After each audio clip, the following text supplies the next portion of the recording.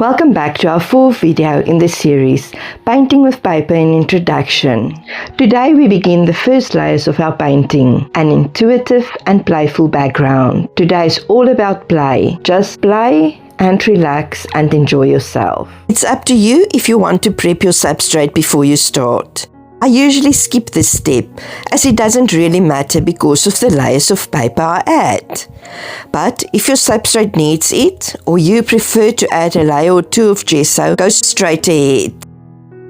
On this first layer, you can use some water-soluble crayons or pencils to make a few marks on the substrate. It's up to you what you use and how you do it. You might decide to scribble over the canvas or write some words which mean something to you, like healing words, a poem, or even a Bible verse. When using water-soluble mediums, you might want to paint over it with a wet brush for a soft watercolour effect, where only some of the marks will still show, or you can leave it as is. Let your feelings and emotions out on this very first layer. These first marks break the emptiness in front of you, and it makes it easier to continue. When we paint the next layer, most of these marks will disappear, especially if you use acrylic paint. Just quickly before we continue, please give this video a like. And if you enjoyed this video so far, please subscribe to my channel and press on that notification bell so that you don't miss out on any future videos in this series. For the next layer, you can use either watercolors or acrylic paint.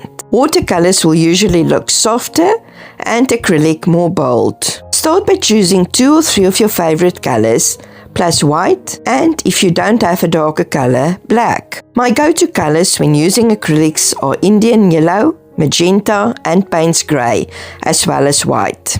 From these colors, I can mix whatever colors I want. You're welcome to choose the colors you like.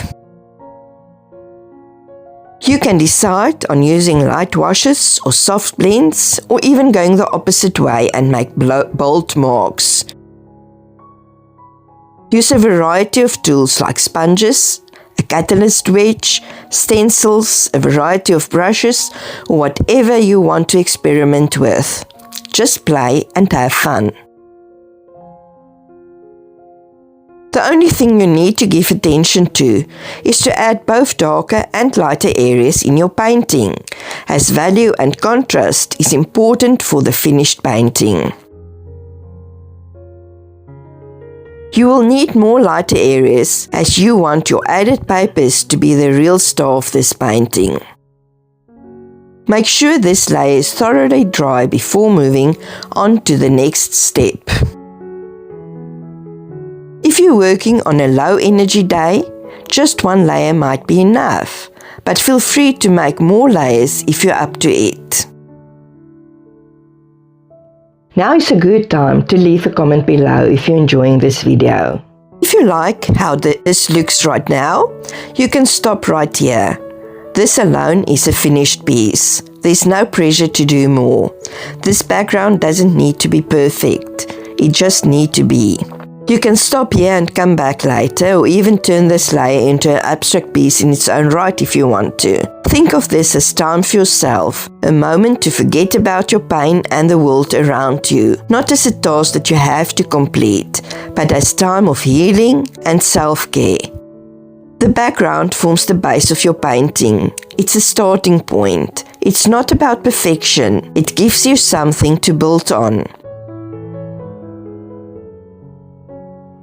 I would love to see what you created today. Post a picture of your background on social media using #IntuitiveBackground. In the next video, we'll talk about glue, and we will begin to add our painted papers to the background. I will show you the slow and healing process of creating beautiful transparent layers while letting go of perfection. Until then, I hope you rest well and keep creating.